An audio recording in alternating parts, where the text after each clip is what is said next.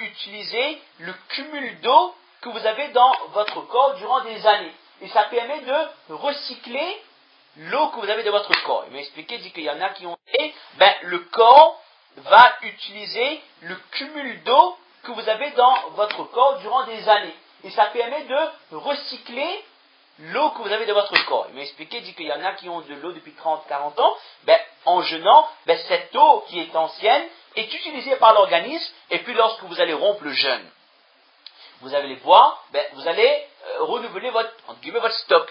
D'accord? Dis donc, même le fait de ne pas boire, ça, c'est extrêmement profitable pour l'organisme. Ça, je rappelle, c'est un médecin musulman qui me l'a expliqué. Puis les médecins, ils sont unanimes sur le fait que l'abstinence de nourriture, pour un certain temps, c'est extrêmement profitable pour l'organisme, pour l'être humain.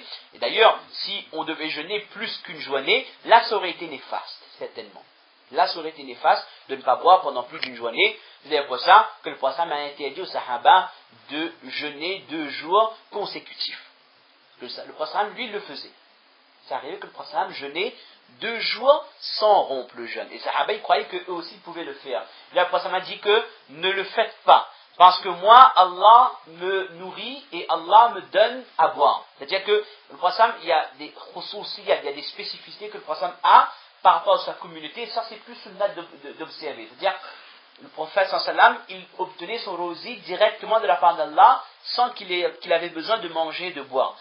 Le prophète seul pouvait faire ça. Mais mis à part ça, aucun ummati, personne n'a le droit de jeûner 2 jours. Et là, ça aurait été néfaste. Il n'y a rien dans la religion qui peut être néfaste pour l'organisme.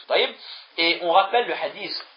Ça, c'était quelques petites leçons que Imam Qurtubi nous a écrit donc sur le mois de Ramadan. Et on rappelle ce hadith qu'il faut le rappeler en permanence.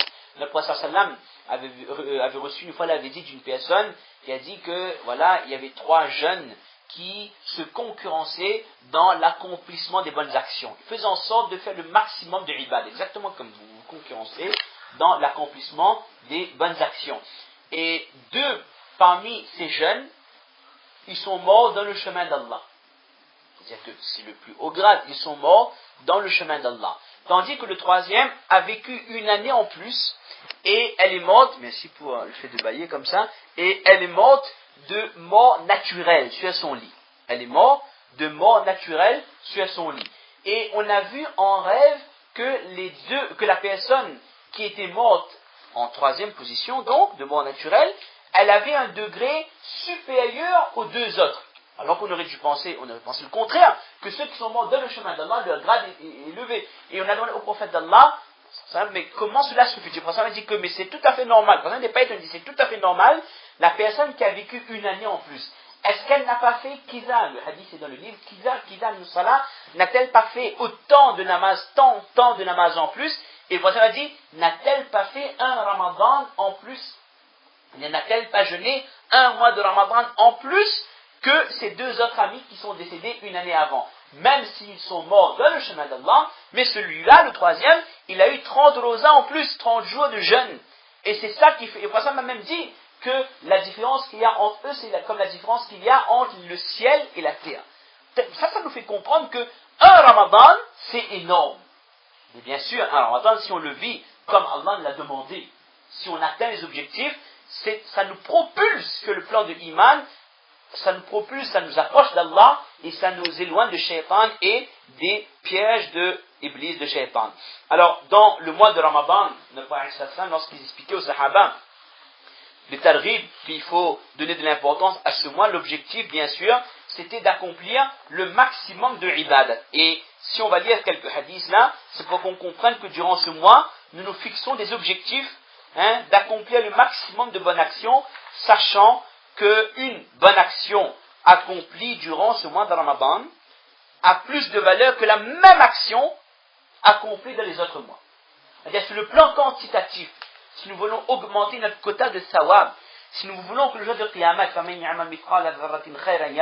le quota de bonne action qui sera mis dans la balance soit lourd, c'est dans ce mois qu'il faut se dépasser dans l'accomplissement des bonnes actions. C'est-à-dire, le même amal que vous avez fait en dehors de Ramadan, ça n'a rien à voir avec l'action que vous faites durant ce mois. Le hadith, le prophète sallallahu alayhi wa sallam dit, on va dire en français pour aller plus vite, que celui qui fait une action nafil durant ce mois de Ramadan, cette personne aura la récompense d'une action faraz. C'est-à-dire l'action nafil dans le mois de Ramadan a la même récompense qu'une action qui est faraz en dehors du mois de Ramadan.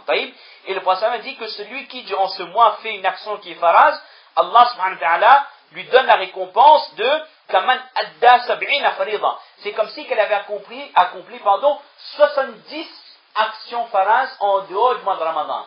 Un namaz faraz dans le mois de Ramadan, ça a la récompense, si on suit la logique du hadith rapporté par Imam Tirmidhi, cela équivaut à 70 faraz accomplis en dehors du mois de Ramadan. Le prophète me dit, le prophète dit également que ayyu sadaqatin afdal, ça arrive donc au prophète d'Allah, quelle est la meilleure des bonnes actions? Le prophète m'a dit que quelle est la meilleure des sadaqas, le prophète m'a dit que c'est un sadaqa accompli dans le mois de Ramadan. Également pour le Umrah, le prophète dit que le Umrah accompli dans le mois de Ramadan, cela équivaut à un pèlerinage, un hajj. Et dans un autre hadith, un riwayat, hajjatun ma'i, c'est comme un hajj accompli en ma présence, avec moi. C'est-à-dire n'importe quelle action de ce mois, les récompenses sont multipliées. Le prophète me dit également, inna amal as-sa'imi mudha'af. Ça c'est général, que les actions du jeûneur sont multipliées. D'une manière générale, quelles que soient les bonnes actions que vous accomplissez, les récompenses sont augmentées, sont multipliées. Et le prophète m'a dit également un hadith, lorsque le mois de Ramadan approche, commencez à dépenser au maximum dans le chemin d'Allah. Car la sadaqa donnée dans le chemin d'Allah est multipliée. Et le prophète dit, وَتَسْبِيحَةٌ فِيهِ أَفْضَلُ مِنْ أَلْفِ تَسْبِيحَةٍ فِي غَيْرِ. Un tasbih, un subhanallah, alhamdulillah, Allahu Akbar, que vous lisez dans ce mois, c'est supérieur à 1000 tasbih dans les autres mois. Alors si dans la journée, si dans les 11 mois de l'année, on ne prend jamais un tasbih de la main. Mais si dans ce mois de Ramadan, tous les jours, on fait seulement un tasbih entier, 33 subhanallah, 33 alhamdulillah, et 33 Allahu Akbar, sachez que c'est comme si vous avez fait 33 000 subhanallah, 33 000 alhamdulillah, et 33 000 Allahu Akbar. C'est pas moi qui le dis, ça c'est la promesse du prophète sallallahu alayhi wa sallam. Comprenez quelle est l'importance des actions dans ce mois. Et Imam Nakha'i, ça c'est pas hadith, c'est un tabi'i qui dit, Imam Nakha'i dit que un jeûne dans le mois de Ramadan est mieux que 1000 jeûnes dans les autres mois de l'année, et un tasbih dans ce mois est mieux, il reprend donc les termes du hadith, que 1000 tasbih en dehors du mois de Ramadan. Et là il dit, et waraka'atun fihi afdalu min alfi raka'a, un rakat dans ce mois est mieux que 1000 rakats en dehors du mois de Ramadan. Donc on comprend, quand on cite ces hadiths, c'est quoi l'objectif? C'est pas dire qu'on a cité hadiths, qu'on a dit que les actions n'importe. Non, c'est arrive qu'on se fixe des objectifs dès maintenant. Que dans ce mois, je ne rate pas un tahajjud. C'est quelque chose ça de faire sihri. C'est bien de faire sihri. Le ulama explique qu'un des avantages de sihri, c'est quoi? C'est déjà, ça vous réveille pour Fajr. Ça c'est la première étape. Il dit que, remarquez dans le mois de Ramadan, les mosquées sont pleines pour Fajr. Pourquoi les mosquées sont pleines? Les gens ils connaissent sa valeur, c'est vrai, il n'y a pas de doute. Mais également le fait qu'il y ait le sihri. S'il n'y avait pas de sihri, est-ce qu'il y aurait eu autant de gens? Parce que les gens se réveillent pour manger. Donc ils vont faire le Fajr. Et un des fawaïd, des avantages également, c'est que la personne se réveille pour sihri. Si Allah lui donne maintenant un peu plus de hidayat, ben, elle va penser à demander doigt. Parce qu'on sait que le sihri, ça correspond à quoi? Au troisième tiers de la nuit. Akhir thuluthul layl. Et on sait que dans le troisième tiers de la nuit, Allah Ta'ala descend au sama ou dunya, au ciel qui est à la limite du dunya. Et Allah connaît ce hadith qui demande, est-ce qu'il y a des gens qui demandent des choses qu'Allah donne? Est-ce qu'il y a des gens qui demandent pardon? Allah pardonne. Cela en effet, d'accord? Et à ce moment, si avant de prendre le sihri, on pense à lever les mains, on demande des doigts, sachez et gardez confiance là-dessus que ces doigts seront acceptés. Alors là, c'est le moment de demander des doigts pour votre dîn, votre iman, pour la protection contre les péchés, pour, bon, je sais que vous n'envisagez pas encore, mais une mort dans le droit chemin, d'accord? La mort, même si la conception de la mort, c'est loin encore, mais la mort dans le droit chemin, dans l'obéissance d'Allah subhanahu wa ta'ala, demandez votre réussite dans vos études, de réussite dans ce que vous allez faire, dans votre vie familiale, dans votre future vie professionnelle, ou etc., etc. C'est le moment de la journée où le doigt est plus accepté. Et c'est le mois de l'année où les doigts sont automatiquement exaucés. Donc c'est le meilleur moment, le moment de sihri, de tahajjud, dans le mois de Ramadan, où il faut profiter pour demander doigts. Et on n'est pas obligé de faire 30 minutes doigts. Il n'a jamais été dit que quand on fait doigt, il faut faire 30 minutes.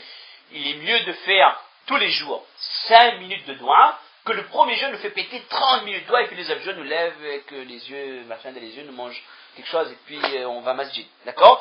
Le plus important, c'est istiqama, garder constance. D'accord? 5 minutes de doigts, c'est bien. J'allais dire c'est suffisant. J'allais dire c'est bien. D'accord? Et si Allah il donne un peu plus de hidayat, en plus de faire les doigts, ben, qu'on se fixe cet objectif de faire 2 rakats de tahajjud. Ou 4 ou 6, selon notre possibilité, selon l'heure où on s'est réveillé. Si on se fixe cet objectif de faire tahajjud tous les jours du mois de Ramadan, ben c'est vraiment, on a eu quelque chose d'exceptionnel. Et maintenant, si pendant un mois, on a l'habitude de faire tahajjud et de demander doigts, ben maintenant, dans les autres mois de l'année, après Ramadan, réveiller pour Fajr, ce sera un jeu d'enfant. Il y aura des automatismes qui seront créés durant ce mois, et c'est ça le faïda, c'est ça l'importance, c'est ça le hikmat, la sagesse de ce mois de Ramadan. Donc Allah attend le tawfiq d'accomplir le maximum de bonnes actions durant ce mois de Ramadan. On s'arrête là ou on continue? Ça allait? Cher Aziz, continue un petit peu? Encore un petit peu? Bon, parce que logiquement, honnêtement, avant le Ramadan, on a l'habitude de faire ça à lieu, la tanière et tout. Et c'est 4 vendredis, on parle de la préparation. Parce que le Ramadan, là, il faut se préparer. Sinon, on va le vivre comme n'importe quel Ramadan. Et puis, on va vivre ça comme une période de festivité, où il y a le rythme qui est changé, où il y a Madja. C'est vrai qu'il y a Madja dans le Ramadan. Il y a tellement de monde dans Masjid, ils cassent carrément mon camarade, et la tarawih. Il y a Madja. Même ceux qui font tarawih, apprendre, réviser, faire le tarawih, c'est également une épreuve. On ne va pas faire faute, on fait une faute, 2 fautes, on se fait des objectifs. Ceux qui ne sont pas hafez, mais écoutez tarawih. Il y a une ambiance dans le mois de Ramadan, c'est clair. Mais le danger, c'est quoi? Il n'y a même plus besoin de shaitan. On est tellement grand maintenant qu'on n'a même plus besoin de shaitan pour faire n'importe quoi. On fait n'importe quoi de nous-mêmes. On peut vivre ce mois comme un mois de fête. On va voir plein de gens et on laisse passer les moments de khayrat, les moments où on doit augmenter dans notre ibadat et on doit progresser dans le rapprochement envers Allah subhanahu wa ta'ala. Donc, c'est pour ça qu'on a l'habitude de préparer en 4 séances au mois de Ramadan, mais là, on fait que ce vendredi prochain. Inch'Allah, il y a une réunion scientifique pour tous ceux qui sont partis faire les études de Alim, etc. Donc, on n'a que ce vendredi pour parler de la préparation. Et il y a un hadith qui est un peu long, mais si vous m'accordez 10 minutes, on va résumer ce hadith, d'accord? Normalement, c'est un hadith qui s'explique en une séance tout entière. C'est un hadith, parmi les hadiths les plus importants concernant le mois de Ramadan. De ce hadith, le prophète sallallahu alayhi wa sallam dit, c'est pas le prophète sallallahu alayhi wa sallam, c'est un hadith qudsi, de lequel Allah subhanahu wa ta'ala dit, حديث أبو هريرة رضي الله عنه عن النبي صلى الله عليه وسلم قال كل عمل ابن آدم له الحسنة بعشر أمثالها. On va dire en français, le prophète dit que toutes les actions que les êtres humains accomplissent, c'est pour les êtres humains même. C'est-à-dire chaque hasana qui a été accompli, Allah Ta'ala donne 10 fois la récompense au minimum jusqu'à 700 fois. Et c'est là que le hadith Qudsi intervient. Et Allah Ta'ala dit illa siyam, à l'exception du jeûne. Car fa innahu li. Allah Ta'ala dit que le jeûne, c'est pour moi.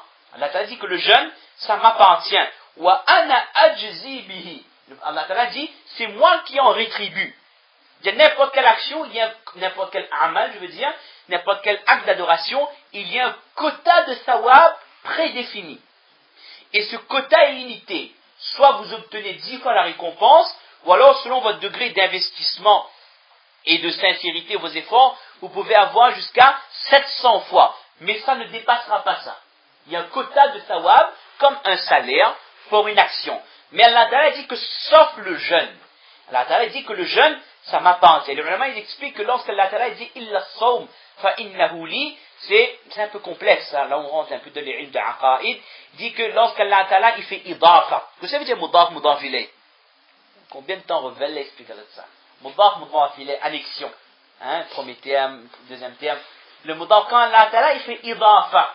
Quand Allah Ta'ala il fait idafa d'une action avec lui, sa majesté, dans sa grandeur, c'est pour honorifier, donner de l'importance à ce ibadat. Comme pour la Kaaba, Allah Ta'ala il dit que la Kaaba c'est sa maison, c'est Baytullah, la maison d'Allah.